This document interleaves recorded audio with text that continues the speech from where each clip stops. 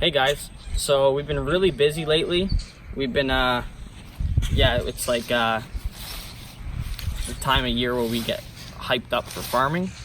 So we've been busy with that, but because we haven't been making much content, we had a little job to do. We have to bring a front end loader up 3 hours from us, so we'll take you along for the journey.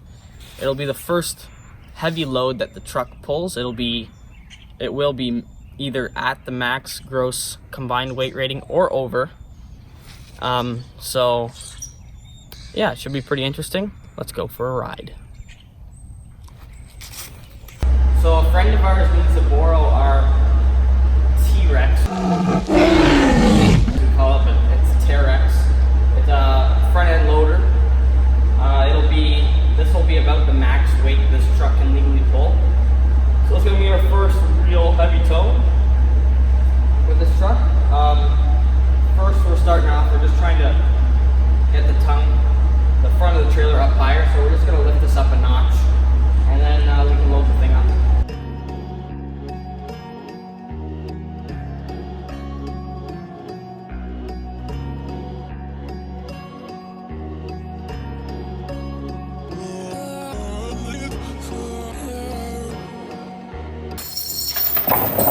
So there is tie down points on this thing. There's 4 of them, 2 up front, 2 in the back. There's probably more, but I think you only need 4.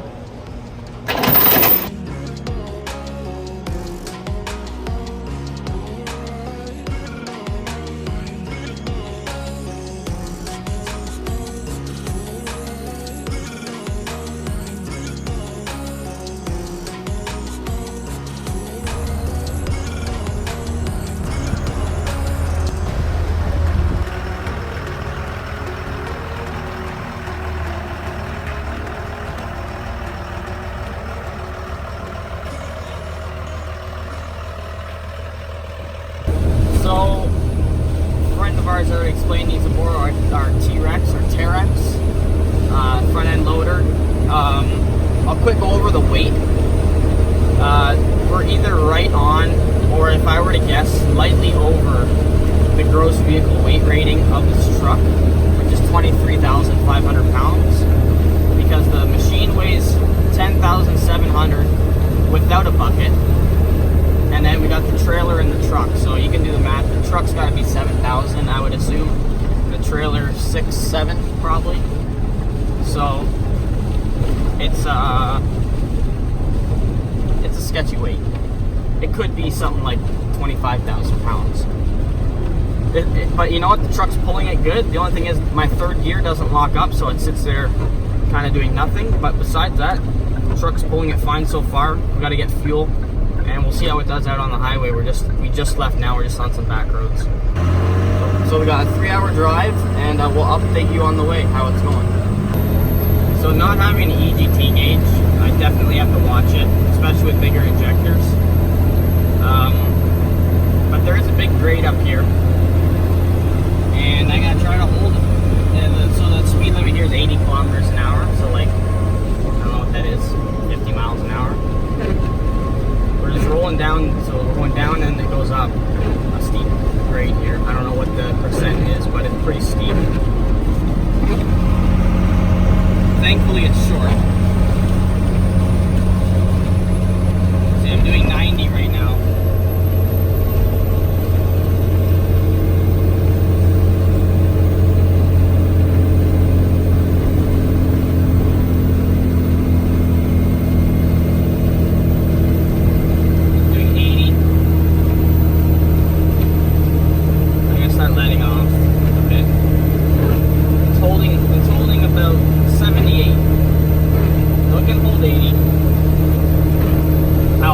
It's getting, I have no idea.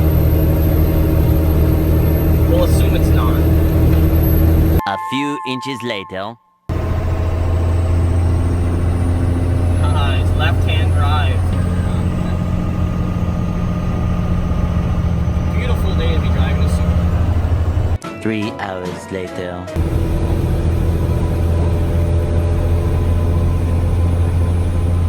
So we safely made it here, only had to make one U-turn.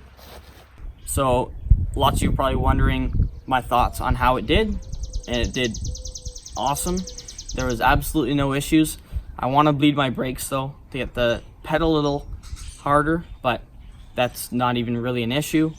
Obviously, I said I had no EGT gauge. That would be nice to have, just so I know, because maybe I could have pushed it harder if I'm only running 800 degrees, but I have no idea. So another thing, fuel economy.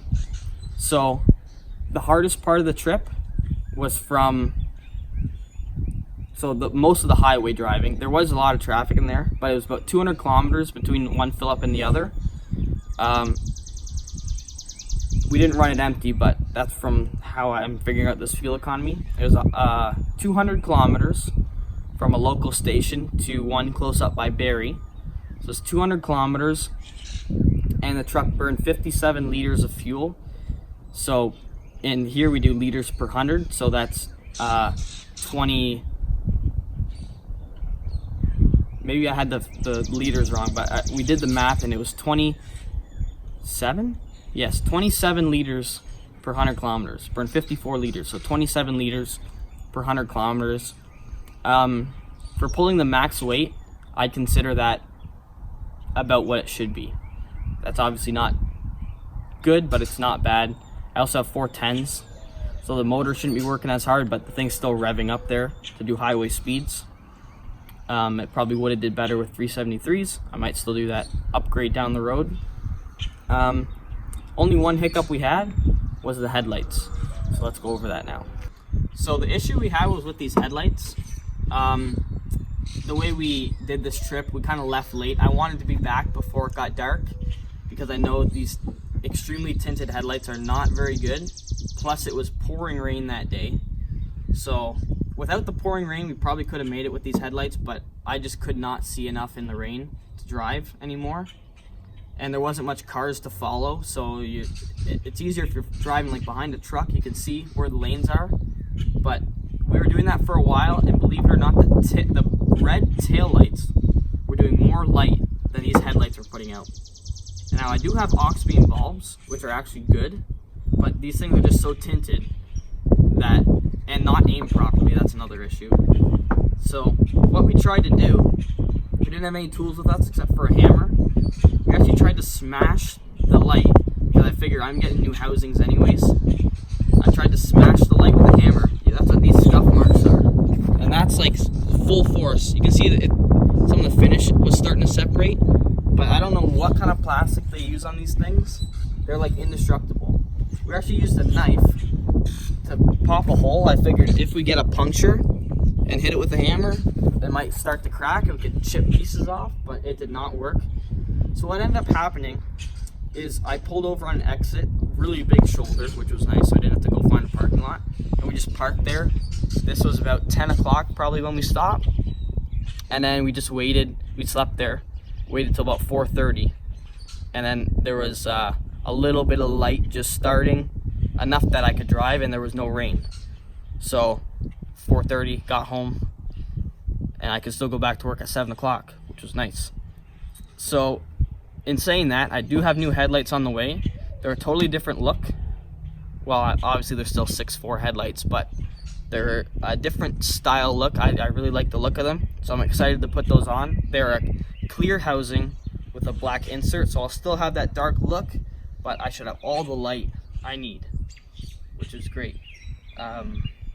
So stay tuned for that, and stay tuned for more cool videos coming up.